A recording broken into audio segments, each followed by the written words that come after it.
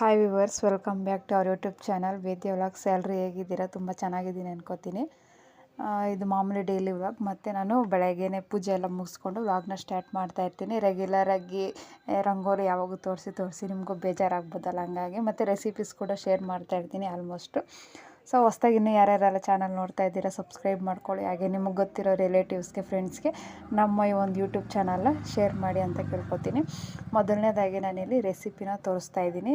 ಬೆಂಡೆಕಾಯಿ dry roast ಹೇಗೆ ಮಾಡೋದು ಅಂತ ಹೇಳ್ಬಿಟ್ಟು, ಬೆಂಡೆಕಾಯಿ ಹೆಚ್ಚಿಟ್ಕೊಂಡು ಅದಕ್ಕೆ ಒಂದು ಈರುಳ್ಳಿ, ಒಂದು ಟೊಮೊಟೊ, ಹಾಗೆ ಹೋಲ್ ಸ್ಪೈಸಸ್ ತೊಗೊಂಡಿದ್ದೀನಿ.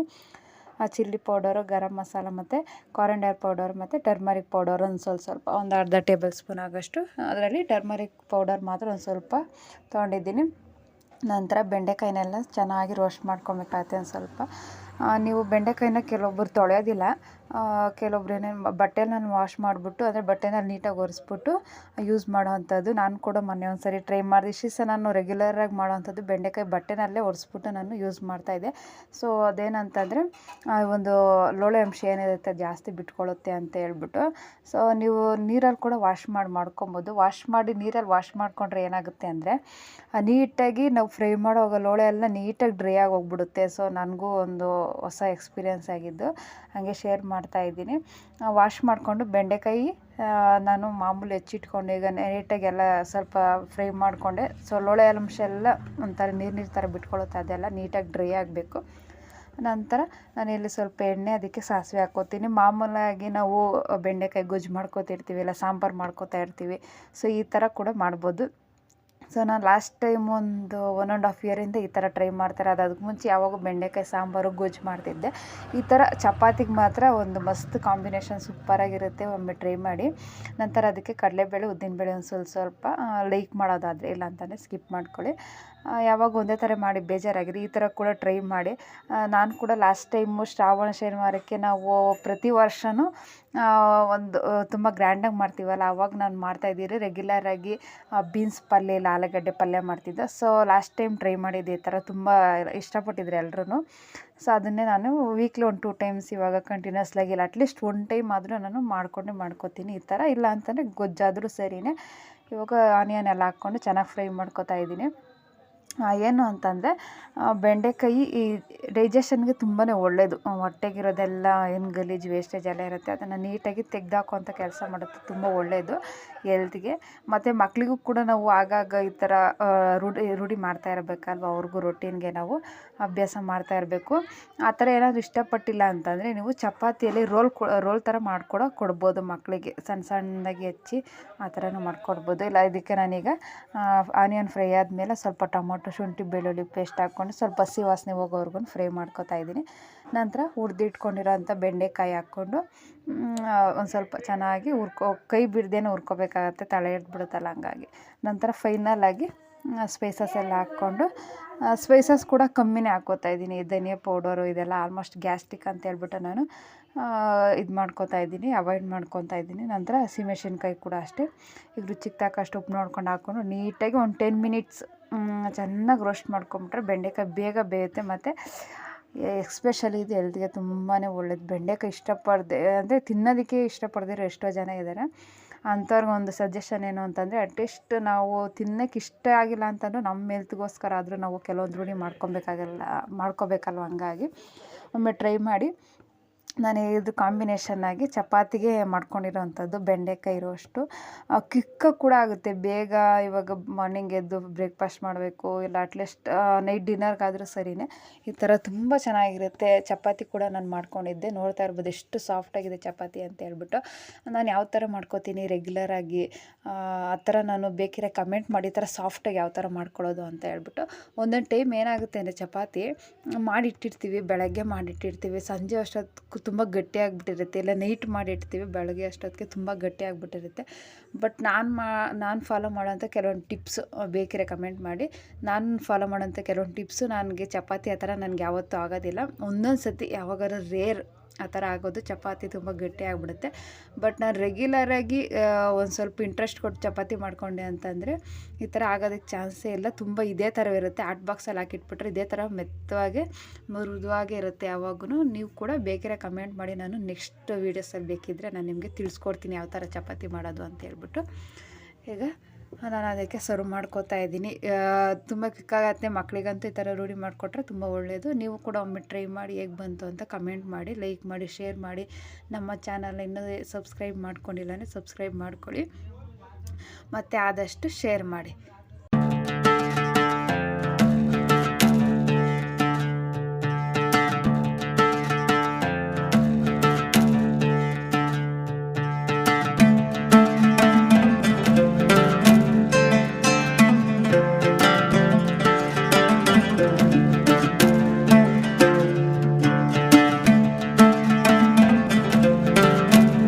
ಲಾಸ್ಟ್ ಟೈಮು ವೇದ್ಯ 1 ವೀಕ್ 10 ಡೇಸು ಅಮ್ಮ ಮನೆಗೆ ಹೋಗಿದ್ಲು.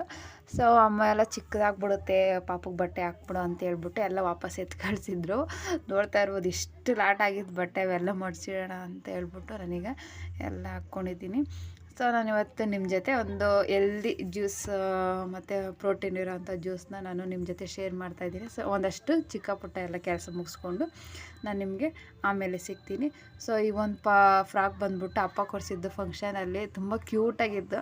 ಯಾವಾಗೂ ವೇತಿ ಅದನ್ನೇ ಜಾಸ್ತಿ ಲೈಕ್ ಮಾಡೋಳು ಮತ್ತು ಹಾಕ್ಕೊತಿರೋಳು. ಅದಿನ್ನೂ ಐತೆ ತುಂಬ ಚಿಕ್ಕ ಚಿಕ್ಕ ಬಟ್ಟೆಗಳು ಆಗದೇ ಇರೋವಂಥದ್ದು.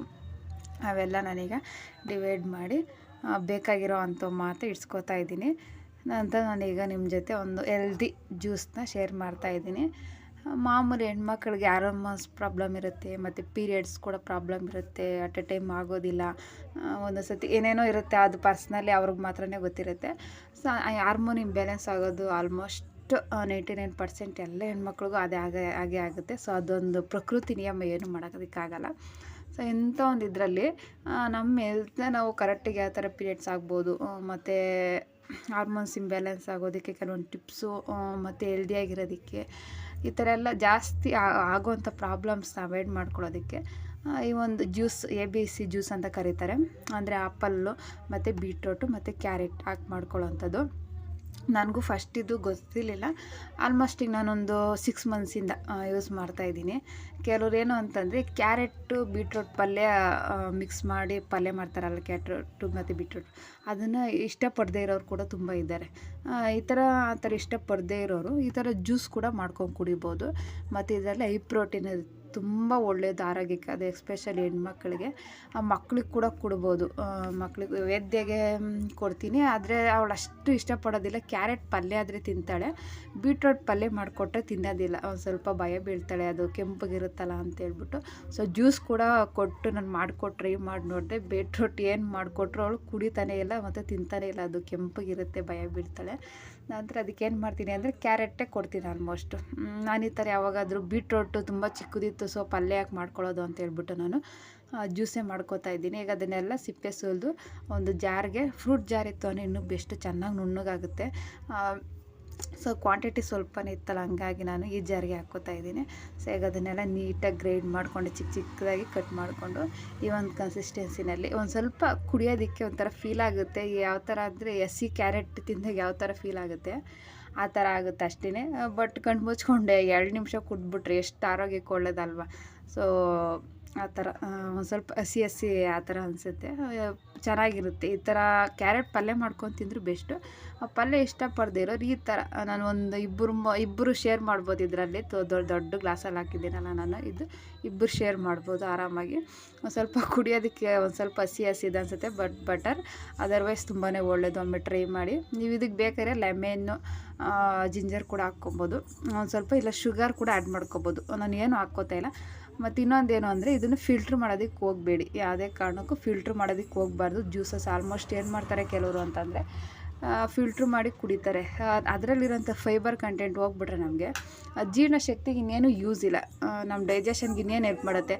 ಸೊ ಅದು ನಾರಂಶ ಏನಿರುತ್ತೆ ಅದೇ ನಮ್ಮ ಡೈಜೆಷನ್ಗೆ ಹೆಲ್ಪ್ ಮಾಡೋದು. ನಾವು ಫಿಲ್ಟ್ರ್ ಮಾಡಿ ಕುಡಿದ್ಬಿಟ್ರೆ ಅದೇನೂ ಯೂಸ್ ಇಲ್ಲ, ಮತ್ತು ಶುಗರ್ ಹಾಕ್ಕೊಂಡು ಕುಡಿದ್ರೂ ಕೂಡ ಏನು ಯೂಸ್ ಇಲ್ಲ. ಆಲ್ಮೋಸ್ಟ್ ನೀವು ಈ ಥರ ಶುಗರು ಮತ್ತು ಫಿಲ್ಟ್ರ್ ಅವಾಯ್ಡ್ ಮಾಡಿಕೊಂಡು ಕುಡಿಯೋವಂಥದ್ದಕ್ಕೆ ಟ್ರೈ ಮಾಡಿ, ತುಂಬಾ ಇರುತ್ತೆ.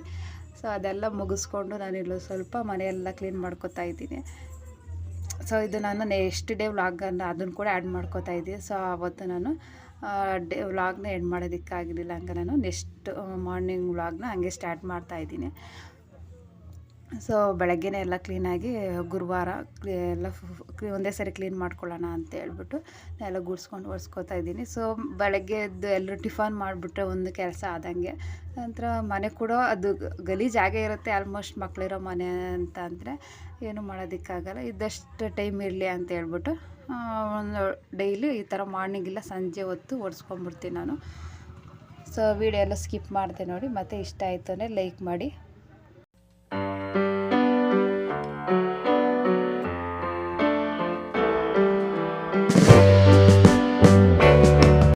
ಸೊ ಟೈಮ್ ಬಂದ್ಬಿಟ್ಟು 10 o'clock ಆಗಿತ್ತು. ಸೊ ಎಲ್ಲ ಕ್ಲೀನ್ ಮಾಡಿಕೊಂಡು ಪಾಪು ಎಲ್ಲ ಆಲ್ರೆಡಿ ಸ್ಟಾರ್ಟ್ ಮಾಡಿದೆ ಎಲ್ಲ ಗಲೀಜು ಮಾಡೋದಕ್ಕೆ. ಬೆಳಗ್ಗೆ ಒಂದು ಇಷ್ಟಪಟ್ಟು ರಂಗೋಲಿ ಹಾಕಿದೆ, ಬಟ್ ಜಾಸ್ತಿ ಹೊತ್ತಿರೋದಿಲ್ಲ. ಒಂದು ಹಾಫ್ ಆನ್ ಅವರ್ ಇದ್ರೇ ಹೆಚ್ಚು ಮಕ್ಕಳಿರೋ ಮನೆಯಲ್ಲ ಅದು ಸಾಮಾನ್ಯವಾಗಿ ಹಾಗೆ ಆಗುತ್ತೆ, ಏನು ಮಾಡೋದಕ್ಕಾಗಲ್ಲ. ಒಂಥರ ಫೀಲ್ ಆಗುತ್ತೆ, ಎಷ್ಟು ಚೆನ್ನಾಗಿ ಹಾಕಿದ್ವಿ, ಎಷ್ಟು ಇಷ್ಟಪಟ್ಟು ಹಾಕಿದ್ವಿ, ಈ ಥರ ಆಯ್ತಲ್ಲ ಅಂತ ಹೇಳ್ಬಿಟ್ಟು. ಸೊ ರಂಗೋಲಿನೂ ಅಷ್ಟೇ ಒಂದೊಂದು ಸತಿ ಸಿಂಪಲಾಗಿ ಹಾಕ್ಕೋತೀನಿ, ಇಲ್ಲಾಂದರೆ ಪೂಜೆ ಮಾಡೋ ದಿವಸ ಅಂತೂ ಒಂಥರ ತುಂಬ ಗ್ರ್ಯಾಂಡಾಗಿ ಹಾಕ್ಕೋತೀನಿ. ಹೂವು ಬಂದ್ಬಿಟ್ಟು ಇಲ್ಲೇ ಎಲ್ಲ ಪೂಜೆಗೆಲ್ಲ ರೆಡಿ ಮಾಡಿ ಇಟ್ಕೊಂಡು ಈ ಥರ ಫ್ರೆಶ್ಶಾಗಿ ಹೋಗಿ ಕಿತ್ಕೊಂಡು ಪೂಜೆ ಮಾಡೋ ಅಂಥದ್ದೇ ಒಂಥರ ಖುಷಿ. ಆಮೇಲೆ ಮತ್ತೊಂದು ಇನ್ನೊಂದು ಏನಂದರೆ ಇವತ್ತು ನಾನು ನಿಮ್ಮ ಜೊತೆ ಒಂದು ಸ್ನ್ಯಾಕ್ಸ್ನ ಕೂಡ ಶೇರ್ ಮಾಡ್ಕೋತಾ ಇದ್ದೀನಿ. ಮತ್ತು ನೀವು ಇನ್ನೂ ಕಮೆಂಟ್ ಮಾಡಬೇಕು ನನಗೆ ಯಾವ ಥರ ಸ್ಟಿಚಿಂಗ್ ವೀಡಿಯೋಸು ಮತ್ತು ಬ್ಯೂಟಿ ರಿಲೇಟೆಡ್ಡು ರೆಸಿಪಿ ಆಗಿರ್ಬೋದು, ರಂಗೋಲಿ ಆಗಿರ್ಬೋದು.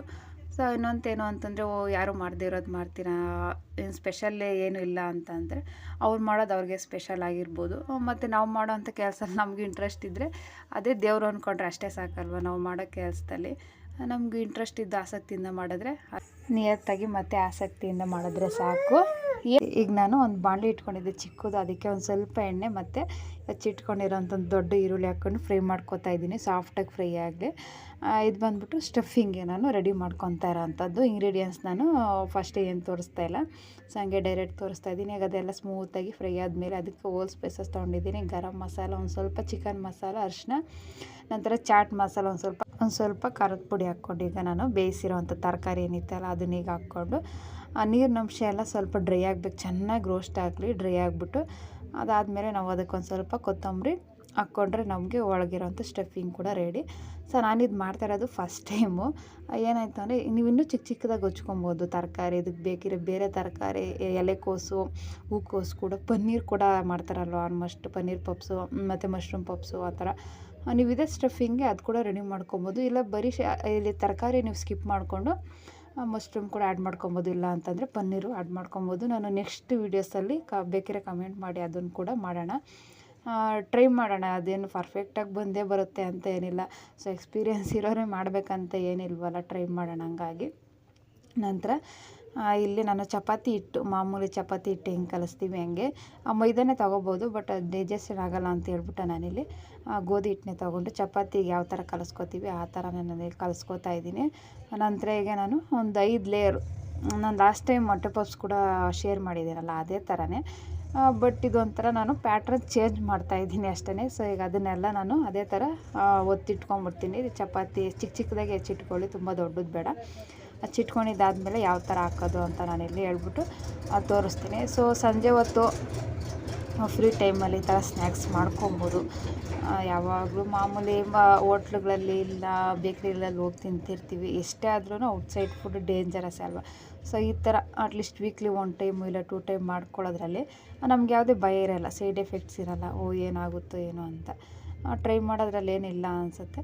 ಒಮ್ಮೆ ಟ್ರೈ ಮಾಡಿ. ಮತ್ತು ಹೆಲ್ದಿ ಮಕ್ಕಳಿಗೆ ಎಸ್ಪೆಷಲಿ ಯಾವುದೇ ಟೆನ್ಷನ್ ಇರೋದಿಲ್ಲ ಕೊಡೋದಕ್ಕೆ, ಒಮ್ಮೆ ಟ್ರೈ ಮಾಡಿ. ನಾನೀಗ 5 ಲೇಯರ್ಗೆ ರೆಡಿ ಮಾಡಿ ಇಟ್ಕೊಂಡಿದ್ದೀನಿ. ಮೊದಲು ಚಪಾತಿ, ಅದ್ರ ಮೇಲೆ ಹಸಿಟ್ಟು, ನಂತರ ಚಪಾತಿ ಹಸಿಟ್ಟು, ಈ ಥರ ನಾವು ಒತ್ತಿಟ್ಕೊಂಡಿರೋ ಅಂಥ 5 ಕೂಡ ನಾನೀಗ ಹಾಕ್ಕೊಂಬಿಟ್ಟು ದೊಡ್ಡದಾಗಿ ಒತ್ಕೊಬೇಕಾಗುತ್ತೆ. ನಾನು ಲಾಸ್ಟ್ ಟೈಮ್ ಹೇಳ್ದಂಗೆ ಶೆಲ್ಪ್ ಇದ್ದರೆ ತುಂಬಾ ಬೆಟರು, ಬಟ್ ಶೆಲ್ಪ್ ಇಲ್ಲದೆ ಇರೋ ಕಾರಣ ನಾವು ಚಪಾತಿ ಹಿಟ್ಟು ಮಣೆಯಲ್ಲೇ ಮಾಡಿಸ್ಕೊಂಡಿರೋ ಅಂಥದ್ದು. ಈ ಒಂದು ಮಣೆ ಕೂಡ ಅಷ್ಟೇ, ನಾನು ಲಾಸ್ಟ್ ಟೈಮ್ ಅಪ್ಪ ಹತ್ರ ಮಾಡಿಸ್ಕೊಂಡಿದ್ದು, ತುಂಬ ಚೆನ್ನಾಗಿ ಬಾಳಿಕೆ ಬಂತು ಮತ್ತು ಕಂಫರ್ಟಬಲು. ಇವಾಗ ತುಂಬ ದೊಡ್ಡದಾಗಿ ಚಪಾತಿ ಒತ್ತೋರಿಗೆ ಮಣೆ ದೊಡ್ಡದಾಗಿ ಸಿಗೋಲ್ಲ, ಇಲ್ಲ ಅಂತಂದರೆ ಲೊಟ್ಟಣಿಗೆನೂ ಅಷ್ಟೇ ತುಂಬ ಚಿಕ್ಕದಾಗಿರುತ್ತೆ. ನನಗಾದ್ರೆ ಕಂಫರ್ಟಬಲ್ ಈ ಥರ ಆರಾಮಾಗಿ ಒತ್ಬೋದು. ಸೊ ನೀವು ಬೇಕಿತ್ತು ಬೇಕಿತ್ತು ಅಂದರೆ ಮಾಡಿಸ್ಕೊಂಬಿಟ್ರೆ ತುಂಬ ಚೆನ್ನಾಗಿರುತ್ತೆ ಮತ್ತು ತುಂಬ ಚೆನ್ನಾಗಿ ಬಾಳಿಕೆ ಬರುತ್ತೆ. ಬಟ್ ಲಟ್ಟಣಿಗೆ ತೊಗೊಂಡಿದ್ದು ನಾನು ಲಾಸ್ಟ್ ಟೈಮ್ ಬೇರೆ ಕಡೆ ಔಟ್ಸೈಡ್ ತೊಗೊಂಡಿದ್ದು ಮಣೆ ಮಾತ್ರ ಮಾಡಿಸ್ಕೊಂಡಿದ್ದು ಅಪ್ಪ ಕೈಯಲ್ಲಿ. ಸೊ ಈಗ ಎಲ್ಲ ಒತ್ಕೊಂಡು ಇದ್ರ ಮೇಲೆ ಲೇಯರ್ ಹಾಕ್ಕೊಂಡು ನೀಟಾಗಿ ಒತ್ಕೋತಾ ಇದ್ದೀನಿ. ಸೊ ತೆಳ್ಳಗೆ ಒತ್ಕೊಳ್ಳಿ, ಜಾಸ್ತಿ ದಪ್ಪ ಒತ್ಕೊಂಬಿಟ್ರೆ ಆಯಿಲಲ್ಲಿ ಬೇಯೋದಿಲ್ಲ, ಒಳಗೊಳಗೆ ಹಸಿ ಹಸಿ ಇರುತ್ತಲ್ಲ. ಸೊ ಹಂಗಾಗಿ ಹೊಟ್ಟೆ ನೋವು ಬರೋ ಚಾನ್ಸಸ್ ಇರುತ್ತೆ ಹಸಿದು.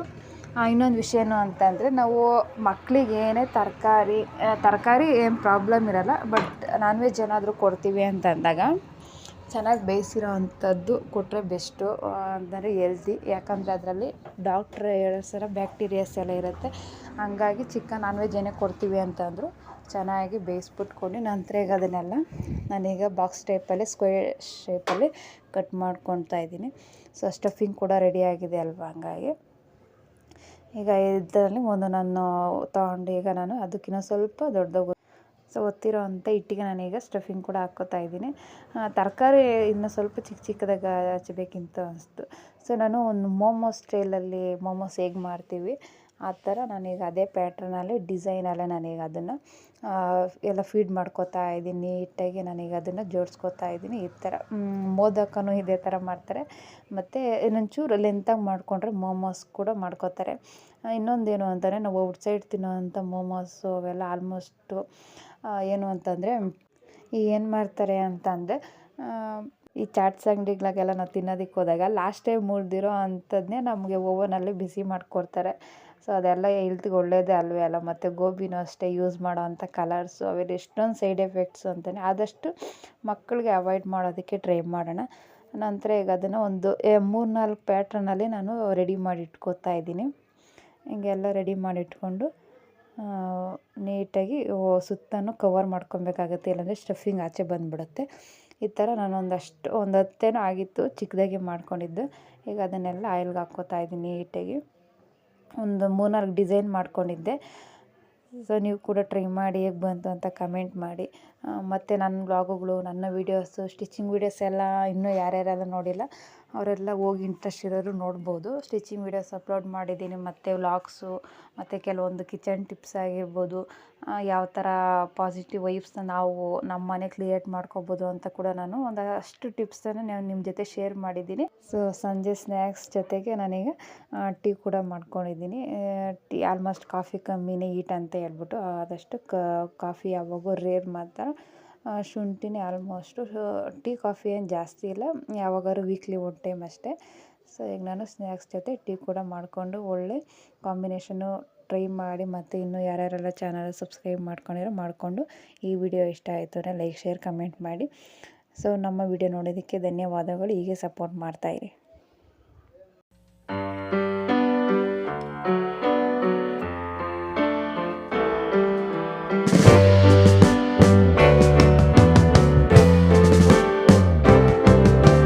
Sitting in the basement apartment I rented with you.